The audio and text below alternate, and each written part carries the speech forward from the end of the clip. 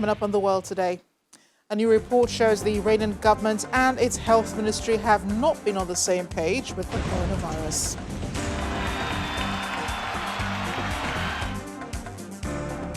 The World Health Organization warns there may never be a silver bullet for COVID-19, and it will take a long time for normality to return.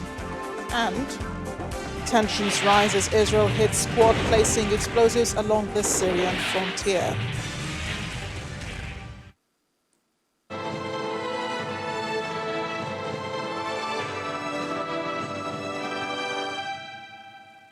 Hello everyone, and thanks for joining us. I'm Amarachi Ubani.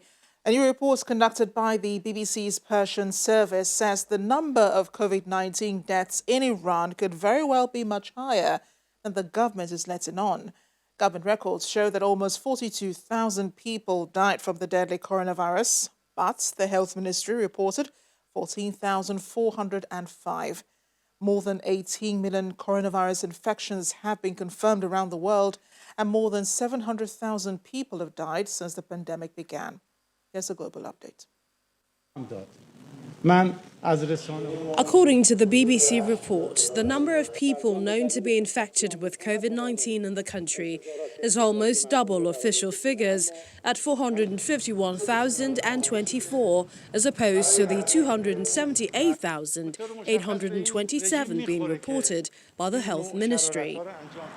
There have been irregularities in data between national and regional levels, which some local authorities have spoken up about, and statisticians have tried to give alternative estimates. In the UK, millions of COVID-19 tests able to detect the virus within 90 minutes will be rolled out in the country, according to the Health Ministry, after criticisms that there has not been enough testing, especially in nursing homes.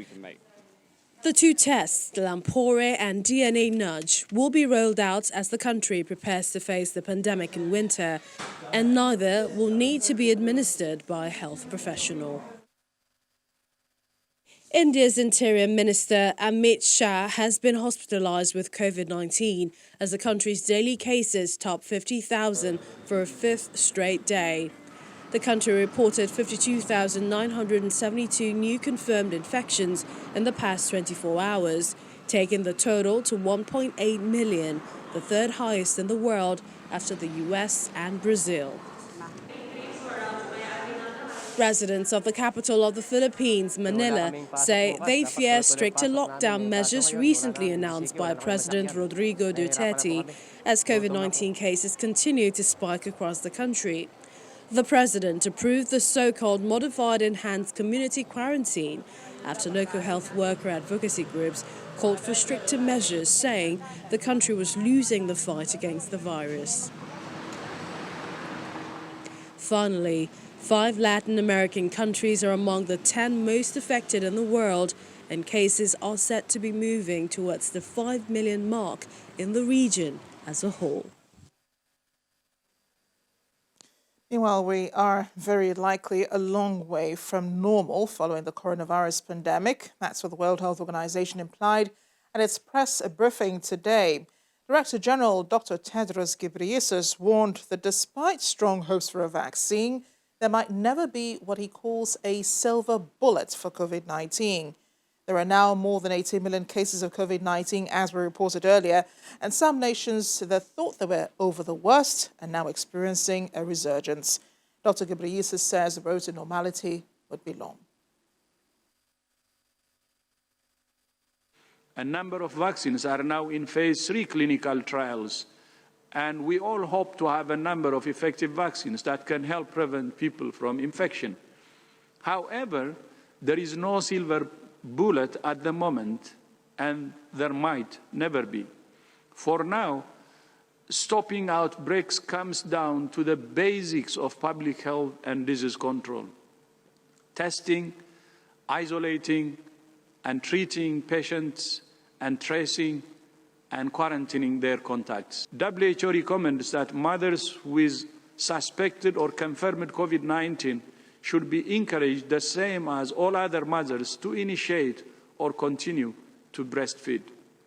Mothers should be counseled that the many, many benefits of breastfeeding for newborn babies and children substantially outweigh the potential risks for COVID-19 infection. Brian, the next question.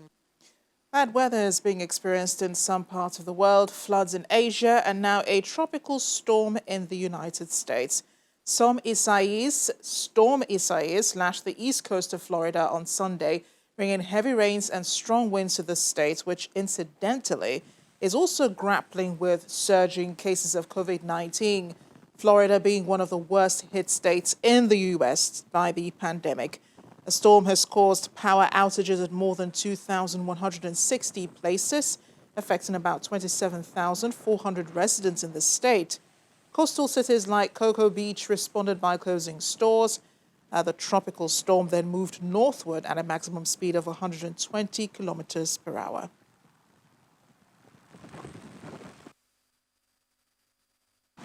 Well, the weather, it's pretty bad. I thought it would be worse, actually. I see the ocean is really choppy. We get so many hurricanes in a year, so this is just another one. I think it's very bad. I saw the news that it's very high. I don't know why they haven't closed everything because it's very bad, but I see everybody's out, everything is open like normal, everybody's out, and it's not right. They should close everything, everybody stay home at least until the COVID goes away, or at least the cases drop down. Joining us now is Channels Television's correspondent in Washington, Maria Bird. She joins us from there. Maria, thanks for joining us, and thankfully there are no storms in Washington. But where's Storm Isaias headed now? Thank you for having me. And yes, Isis is headed north of Florida at about 11 a.m. Eastern time in the United States. The storm was about 220 miles from South Carolina.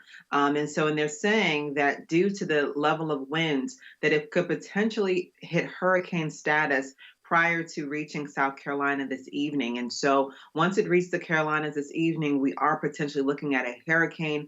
Obviously, emergency services are out and making sure that people are being safe. And unlike most storms, the other part to this is that, as you mentioned, the COVID-19 issue, you're not only having to go out and ensure that your home is safe and ensuring that beaches are closed and things like that to ensure safety, but you're having to do this with masks and thinking about the health ramifications of the 6 feet distancing. And so it's just compounding on the issues of the storm that we're looking at hitting the Carolinas sometime this evening. It's slated to hit the Carolinas all the way through Delaware. And so it's just heading up the northern eastern seaboard. And yes, we did mention the storm and the coronavirus in Florida. How is the state coping with that? Well, one of the respondents there in that report said they see hurricanes regularly, so this is really nothing.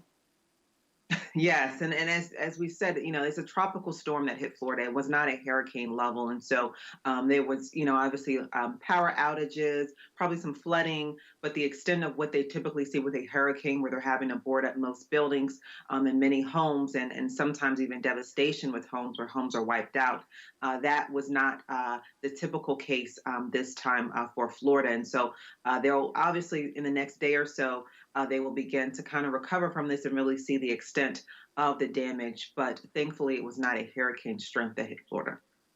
And is the storm losing speed as it moves to these other states in the U.S.? It's actually picking up speed. And so as of 11 a.m. this morning, it was getting closer to South Carolina, where it's slated to hit later on today. And what will end up happening is it could potentially be a hurricane strength by the time it reaches the Carolinas, and that would be the South Carolina seaboard and North Carolina seaboards. Maria, thanks again for bringing us up to speed. Do stay safe with COVID-19 and all. Thanks again. Thank you so much for having me.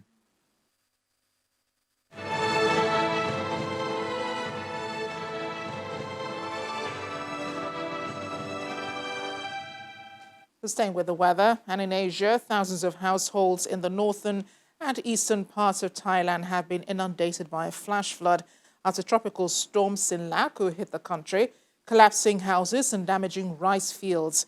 What you're looking at there is a video filmed by Loei Province residents. We'll see that in a moment. She was on the second floor of her of a house, showing floodwaters engulfing her neighborhood and covering the ground floor of nearby houses. But we see the damage caused by the storm already. Nearly 1,500 houses were affected by flooding, with Loei among 10 other provinces being the hardest hit in Thailand. Oh, there's that video by the resident. A total of 19 provinces were hit by the storm, leaving 2 people dead. Spain is battling to control a wildfire in the Madrid region that has burned through the night and forced the evacuation of several houses. The director of Madrid's emergency services says firefighters had established a perimeter around the blaze and would now deploy aircraft to drop water on the flames. Some media reports say the wildfire was started by a motorbike accident. Authorities are yet to confirm this. Away from the disaster, on land to sea, the situation with the migrants trying to cross from Africa and other countries into Europe. A group of 78 of them were rescued by a Maltese Armed Forces patrol boat in the central Mediterranean have landed in Valletta, the Maltese capital. Some carried babies as they were brought ashore. They were checked and photographed on the dockside before being driven away on buses. At least one of them needed medical care and was taken away on a stretcher, apparently being too weak to stand. Just last week, Maltese authorities had rescued another group of 95 migrants, and on July 17, a group of 63, one of those migrants, later tested positive to COVID-19, and the medical authorities put the whole group in quarantine. China says it will suspend Hong Kong's extradition agreement with New Zealand in response to Wellington suspending its existing extradition treaty with Hong Kong. A spokesperson for the Chinese Foreign Ministry, Wang Wenbin, announced the decision after a daily briefing today in Beijing. It follows China's announcement last week that the Hong Kong government would suspend agreements on mutual assistance for criminal matter, including extradition with Britain, Canada, and Australia, after those countries also suspended extradition treaties with Hong Kong in July. Travel advice has been updated to alert New Zealanders to the risks presented by the new security law. The New Zealand government said this last week. China is New Zealand's largest trading partner, with an annual two-way trade recently exceeding 32 billion New Zealand pounds. In the Middle East, the Israeli army, backed with armored vehicles and tanks, was seen today massing across the Israeli-controlled Golan Heights just hours after an army spokesperson said it had targeted a group of 4 people who had planted explosives along the border fence with Syria. Soldiers spotted the group near a frontier outpost overnight and, backed by air support, fired simultaneously towards the squad of 4 terrorists. A hit was identified, according to the military. No Israelis were wounded in this attack, according to an army spokesperson. He said it was too soon, however, to say if the squad belonged to any organization, but that Israel held the Syrian regime accountable. There was also no immediate comment from Syria. Last night there was some kind of an attempt to infiltrate the border, but as a personal feeling, I think we hear about it from far away, and we try to put it away in our minds and just continue with our lives. There's more coming up after the break on The World Today, plus this. And this month marks the 75th anniversary of the end of the Second World War. We'll learn the story of one of the survivors of the terrible atomic bombs.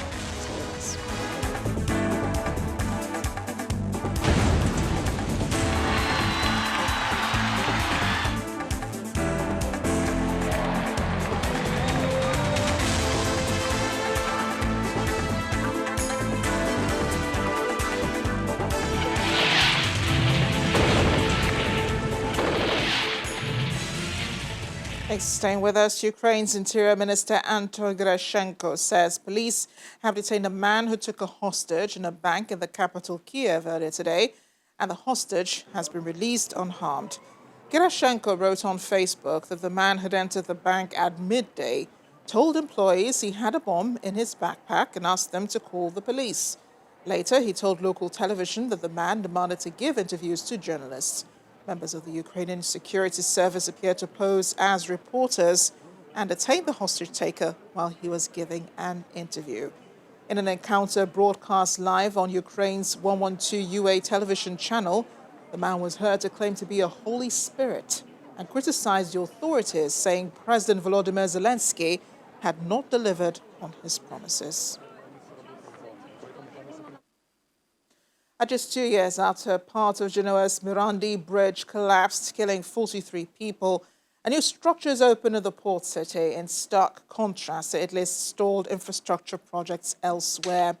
Drone footage showed the length of the new kilometre-long bridge, designed by star architect Renzo Piano, that replaces the old motorway, which broke apart on August 14, 2018, in one of Italy's worst civil disasters in decades.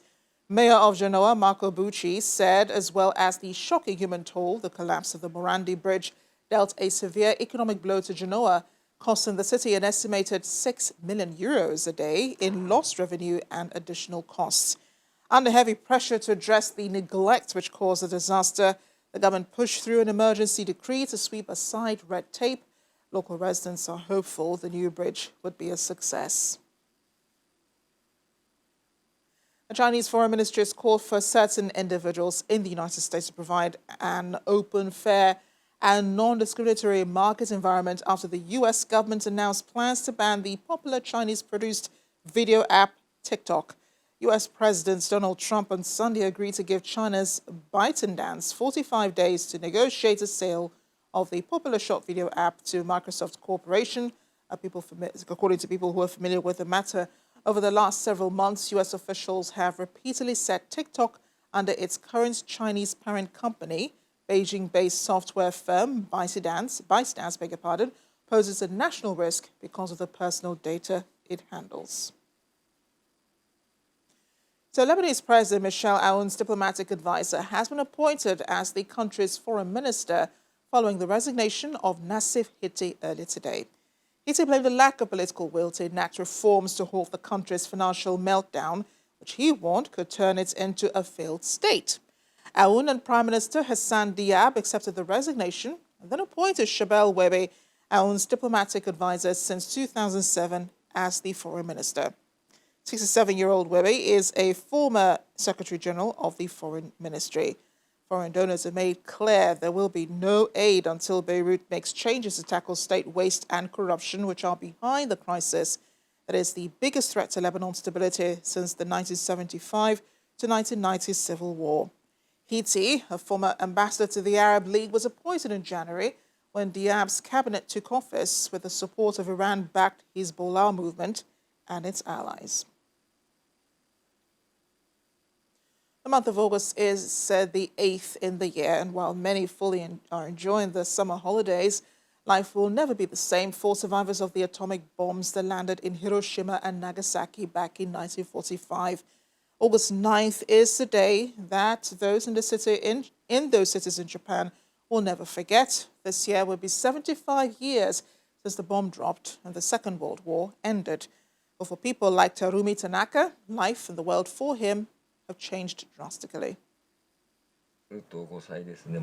Terumi Takana was only 13 years old, a junior high school student reading a book at home when the second atomic bomb was dropped on Japan on August 9, 1945.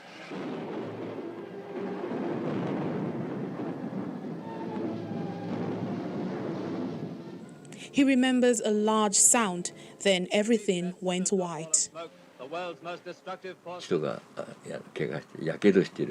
felt this was something terrible, so I ran downstairs and ducked.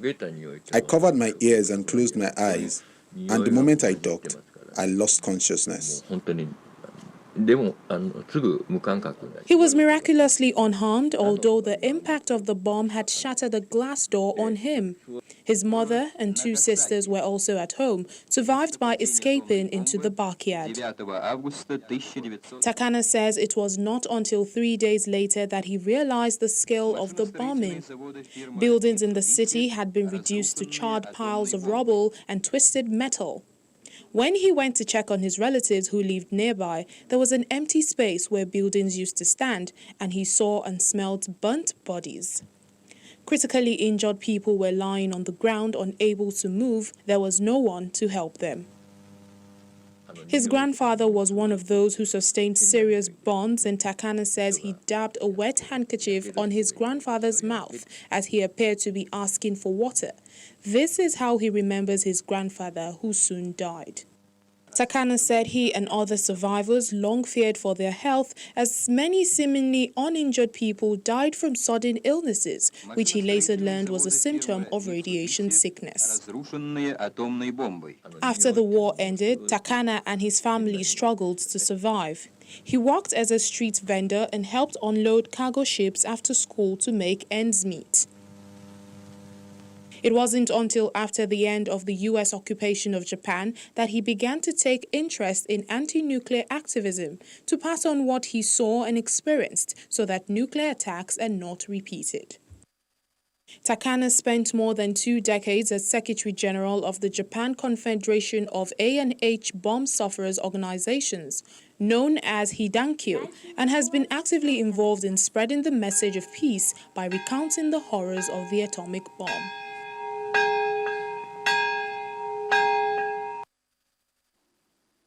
And we pray there will not be another war in the world. To a cheerful story. Now the sweltering heat has been getting to humans this summer. You may have felt it. I felt it, but it's raining here in Nigeria. But dogs have also felt it. What to do about it? That's what you're watching. A Dubai-based daycare center for dogs has established a mini water park where the canines can enjoy a cool splash in the water to escape the heat of Dubai's summer. The facility, which opened its doors to the public in 2018, introduced the indoor swimming pool and play area earlier this month. Now, pet owners who drop their pets off and who want to can also enjoy playtime with their dogs. According to the owners, Petsville has the lowest dog-to-handler ratio, with 28 employees at the facility, which allows more focused interactions with dogs in need of training. The Petsville founder, Amir Youssef, says all staff are trained and certified by a British behaviorist and extensive experience of dealing with dogs.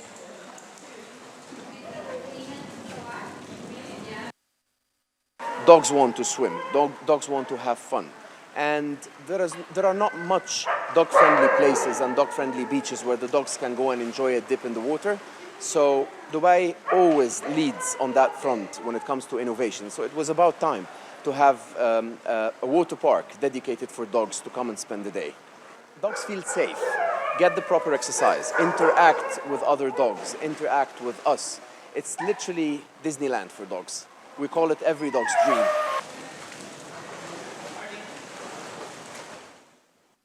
Now, those dogs must have had the time of their lives having conversations with other dogs.